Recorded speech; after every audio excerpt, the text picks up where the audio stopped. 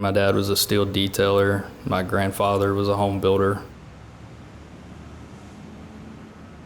Age 14, started working with my dad detailing steel in the summers and kind of learning the background of steel construction, and that kind of led into engineering. I've been fortunate to be able to see a lot of different areas of steel construction in my career. When you've worked on a project for weeks or months and then you get to go out in the field and see the steel that you designed being erected, or see the finished product, or see an iron worker out there welding a moment connection that you designed, it's really gratifying to see it come to fruition, seeing the whole process. So at SSE, our team, everybody's willing to do what they need to do to try to help get the job done, and we're able to make the project successful on our end because of that.